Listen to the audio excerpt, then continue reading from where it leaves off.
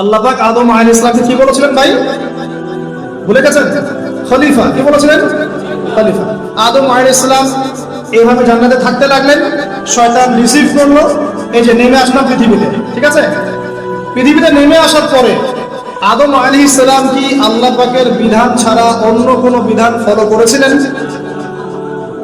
কথাটা বুঝেন। আদম আলাইহিস সালামকে আল্লাহ কি বলেছেন? বলেন। খলিফা। কি শব্দ? খলিফা। ইসলাম ধর্মে যদি আপনি খুশি থাকেন তাহলে ভিডিওটিতে একটি লাইক ও চ্যানেলটি সাবস্ক্রাইব করতে ভুলবেন না। তিনি এখন পৃথিবীতে আসলেন কিভাবে? ওই যে জান্নাতে রাখলেন, ফল ভক্ষণ করে ফেললেন, ইবলিস সিজদা করলো না, এই যে বন্ধু চ্যালেঞ্জ করলো, আস্তে আস্তে ফল খেয়ে ফেললেন একদিন, বাস আল্লাহ পাক আর জান্নাতে রাখলেন না, যাও পৃথিবীতে চলে যাবে। তওবা করলেন, রব্বানা যালামনা আনফুসানা ওয়া ইল্লাম তাগফির লানা ওয়া তারহামনা লানাকুনান্না মিনাল খাসিরিন, আল্লাহ মাফ করে দিলেন। কিন্তু জান্নাতে থাকা হলো না, এবার পৃথিবীতে থাকো। পৃথিবীতে তিনি থাকা অবস্থায় কি আল্লাহর সাথে শিরক করেছিলেন? আল্লাহর বিধান বাদ দিয়ে অন্য কোনো বিধান মেনেছিলেন? আল্লাহর বিধান বাদ দিয়ে অন্য কোনো বিধান দিয়ে তিনি কি তার পরিবার সমাজ পরিচালনা করেছিলেন? তাহলে আল্লাহর খলিফার কাজ কি? আল্লাহর বিধান দিয়ে নিজেকে, নিজের পরিবারকে, নিজের সমাজকে, নিজের আওতাভুক্ত যারা তাদেরকে পরিচালিত করা। আমি কি বুঝাতে পারছি? আল্লাহর খলিফার কাজ কি? আমার সাথে বলেন। আল্লাহর বিধান দিয়ে নিজে চলা, নিজের পরিবারকে চালানো, নিজের সমাজকে চালানো।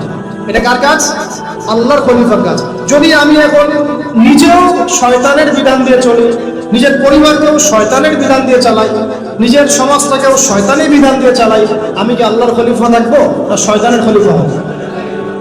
বোঝা যাচ্ছে কথা? আচ্ছা, এবার আল্লাহ পাক আরো একজন নবীকে খলিফা বলেছেন। বলেন কোন নবীকে? হ্যাঁ বলেন। আরো একজন নবীকে আল্লাহ পাক খলিফা বলেছেন, তার নাম দাউদ আলাইহিস সালাম। কি নাম? ওই সুলাইমান আলাইহিস সালামের বাবা, সুলাইমান আলাইহিস সালামের বাবা। এই দাউদ আলাইহিস সালাম এই জেরুজালেম থেকে 40 বছর বিশ্ব শাসন করেছিলেন। কত বছর? কোন জায়গা থেকে? এই জেরুজালেম থেকে। তার পরবর্তীতে তার সন্তান সুলাইমান আলাইহিস সালাম তিনিও 40 বছর বিশ্ব শাসন করেছেন এই জেরুজালেমে। শুধু এতটুকু বোঝাচ্ছি আপনাদেরকে একজন খলিফার কাজ কি, এটা বলে আমরা কনক্লুশন চলে যাব, ঠিক আছে? খলিফার কাজ আল্লাহ পাক বলেছেন সূরা সাদ, কোন সূরায়? আল্লাহ পাক বলেছেন, ইয়া দাউদ, দরদ মাথা কণ্ঠে বলেছেন, হে দাউদ শোনো, ইন্না জাআলনাকা খলিফাতান ফিল আরদ। আল্লাহর রাস্তে যত পলিটিশিয়ান আছেন উপস্থিত এখানে, যে যেখানে দায়িত্বশীল আছে, সবাই এই আয়াতগুলো মুখস্থ রাখবেন। মানেন না মানেন, মানতে পারেন না পারেন, এটা আপনার হিসাব, আপনার কবর, আপনার হাসর, আপনার জান্নাত, আপনার জাহান্নাম। আমাদের সাথে কোনো সম্পর্ক নেই, জাস্ট শুনে যান। খলিফার কাজ কি? আল্লাহ পাক বলেন, হে দাউদ, ইন্না জাআলনাকা খলিফাতান ফিল আরদ, আমি তোমাকে জমিনে আমার খলিফা করেছি। একটু আগে বলেছি তিনি জেরুজালেম থেকে বিশ্ব শাসন করেছেন, শুধু একটা অঞ্চল নয়। As a ruler, as a political leader, as a নবী, তিনি পুরো বিশ্ব শাসন করেছেন। কত বছর? 40 বছর। ইয়া দাউদ, ইন্না জাআলনাকা খলিফাতান ফিল আরদ, হে দাউদ, আমি তোমাকে পৃথিবীতে আমার খলিফা করেছি।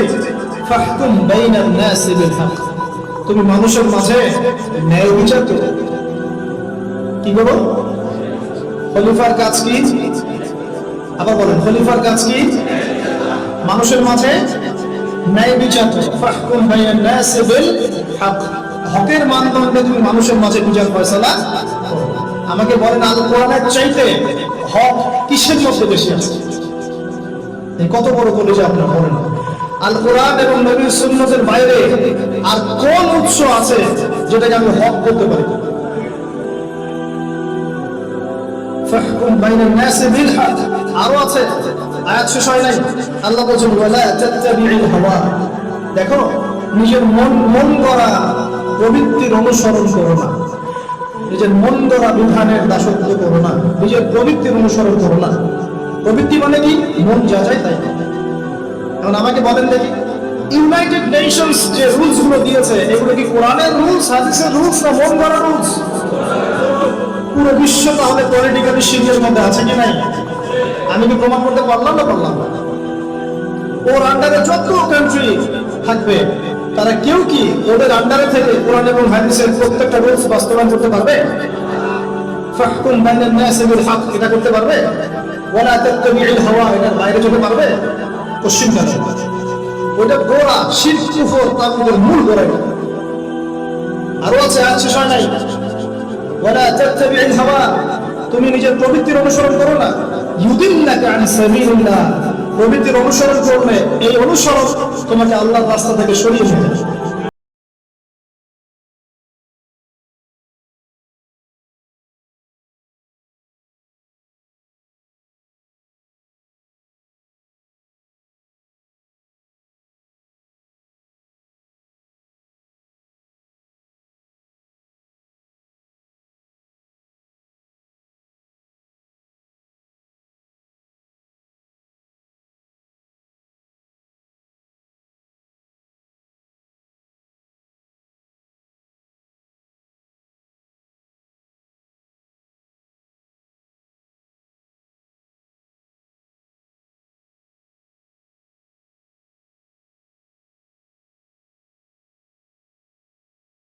একজন খলিফার কাজ, তার ফাংশন এখানে পাবেন। একজন খলিফার কাজ, এই দুনিয়াতে আল্লাহ পাক তাকে যে ক্ষমতা দিয়েছেন, এটা দিয়ে সে যেন মানুষের মাঝে ন্যায় বিচার করে, নিজের প্রবৃত্তির অনুসরণ না করে, মন গড়া বিধানের অনুসরণ না করে, না হলে আল্লাহর পথ থেকে বিচ্যুত হয়ে যাবে। কে আমাদের ভয়ঙ্কর শাস্তি অপেক্ষা করবে, সমস্ত পাপের হিসেব সেদিন নিতে হবে। এখন আমাকে স্ট্রেট ফরওয়ার্ড বলেন দেখি, স্ট্রেট ফরওয়ার্ড বলেন যে পুরো ওয়ার্ল্ড যারা চালাচ্ছে এদের বিধানগুলো কি কোরআন সুন্নাহ মোতাবেক? কোরআন দ্বারা যত অর্থনৈতিক সিস্টেম, ব্যাংকিং সিস্টেম আছে, এগুলো কি কোরআন সুন্নাহ মোতাবেক? ওদের যত মিডিয়া, প্রযুক্তি মিডিয়াগুলো আছে, এগুলো দিয়ে যে প্রোপাগান্ডাগুলো চালানো হয়, এগুলো কি সত্য? ওদের যে সংস্কৃতিগুলো তারা সারা বিশ্বে ছড়িয়ে দিচ্ছে, এগুলো কি সত্য? এগুলো কি ভালো? এগুলো কি হক? তাদের যে বস্তুবাদী শিক্ষা ব্যবস্থা কোরআন সুন্নাহ বিবর্জিত, এটা কি হক? আর কি বলবো, কয়টা বলতে পারবে না বলেন? একটা একটা করে ফাইন্ড আউট করেন। পুরো ওয়ার্ল্ডটাই